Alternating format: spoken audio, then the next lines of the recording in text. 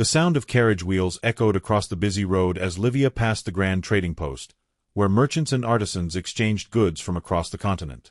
The air hung heavy with the scent of leather, wood, and incense, creating an atmosphere of frenetic transactions.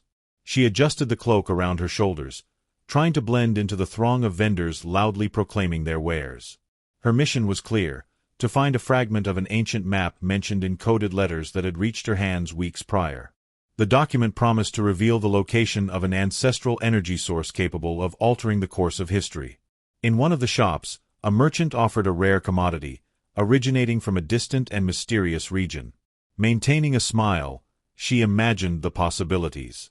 This could be the key to expanding into new markets. The man, his face scarred and eyes shrewd, displayed a carved wooden box with symbols Livia immediately recognized, the same glyphs present on the maps. She approached, concealing her interest. The merchant, sensing her curiosity, raised the price. Without hesitation, Livia offered a rusted metal object she carried, an artifact rumored to be from a scientist who vanished from Oslo years ago. The man's eyes widened, and he accepted the exchange without question. Exiting the trading post, Livia opened the box. Inside lay a black crystal, cold to the touch, with luminous veins pulsing as if alive. A note on aged parchment read, "The energy that moves time is sealed where the ice whispers." She tucked the object away, aware that others would be seeking it. That night, in a secluded inn, she read the notes of the missing scientist.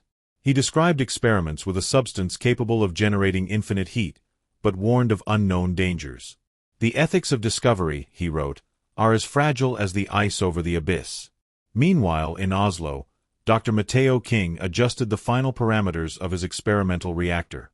The team celebrated as the energy meter reached unprecedented levels, but Matteo's smile faded quickly. One of the assistants pointed out an anomaly in the data. The reactor's core emitted radiation not detected by standard sensors.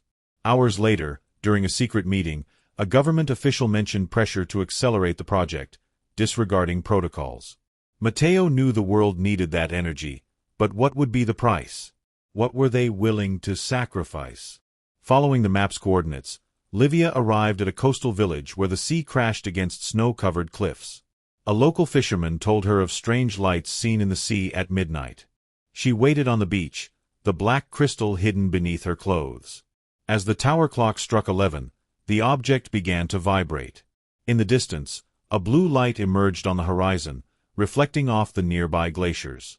She ran towards the light, but a hooded figure suddenly appeared, blocking her path.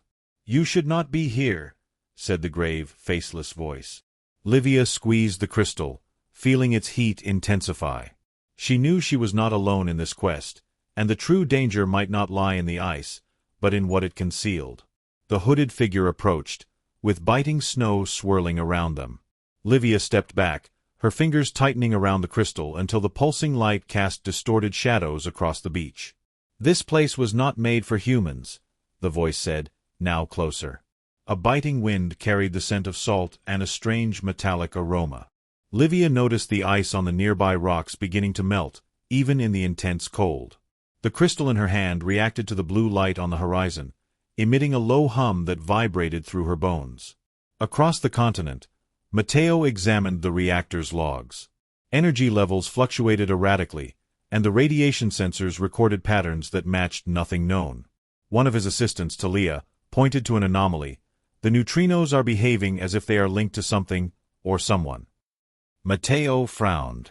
He had read about entangled particles in theoretical papers, but this was different. Each time they adjusted the parameters, the core emitted a frequency that seemed to respond to an external signal. In the village, the confrontation between Livia and the hooded figure reached a stalemate. The stranger, or stranger she wasn't sure, extended a gloved hand. "You do not understand what you are about to unleash." Livia hesitated, remembering the scientist's coded words. "The ethics of discovery are as fragile as the ice over the abyss." Before she could respond, a thunderous roar echoed from the sea. The blue light intensified, revealing a submerged structure beneath the waves, its geometric contours gleaming like ancient metal. The crystal in her hand heated abruptly, burning her palm. She released it. The object remained suspended in the air, slowly rotating, as the structure in the sea began to emerge. In Oslo, the government pressured for immediate results. Matteo was summoned to an emergency meeting. "We have international investors interested," the minister said, ignoring the risk reports. "If we don't move forward, other countries will take the lead." Talia, sitting beside Matteo, murmured, "They aren't interested in energy. They're interested in control." Matteo knew she was right. The reactor wasn't just a source of energy, it was a potential weapon, a portal to something humanity wasn't prepared to comprehend. Back on the coast, the submerged structure revealed itself to be a temple, its walls covered in the same glyphs as the map and the crystal. Livia, ignoring the hooded figure's warnings, approached. The blue light enveloped her, projecting images into her mind, ancient cities powered by a brilliant energy, followed by scenes of destruction, as if time itself had fractured. The crystal, now floating towards the temple, seemed to beckon her.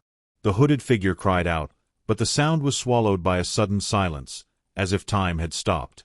In Oslo, Matteo's laboratory was unrecognizable. The walls covered in black ice gleamed under emergency lights.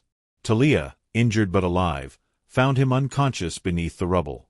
"The core wasn't ours," he murmured upon regaining consciousness. "Someone or something was using us." The remaining data showed a synchronicity between the reactor's collapse and the activity at the submerged temple. Matteo knew then that they had meddled with something far greater than they imagined. Back on the coast, the ice began to spread rapidly, covering the beach and the rocks.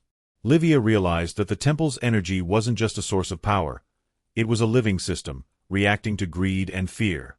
The hooded figure finally revealed its face, a woman with white eyes, devoid of irises. "We tried to contain this before," the voice echoed as if from afar. "But you always choose the same path." Livia, holding the pain in her burned hand, understood. The crystal wasn't a key, it was a trap, or perhaps a test. As the ice advanced, she ran towards the temple, ignoring the woman's cries. At the structure's center, she found an altar with a pulsating sphere, identical to the crystal, but infinitely more powerful. "Touch, and the energy will be released to the world. Leave, and the temple will sleep again." She remembered the scientist's words, Matteo's warnings, the government's greed. Her hand hovered over the sphere, the heat burning her already wounded skin. In that instant, in Oslo, Matteo called the minister, but the line was dead. On the news screens, reporters spoke of an anomalous storm in the Arctic, temperatures plummeting drastically in a matter of hours. Talia looked at him, pale. "It's her," she said. Livia decided. Matteo couldn't say if it was fear or hope in her voice. Livia closed her eyes and chose.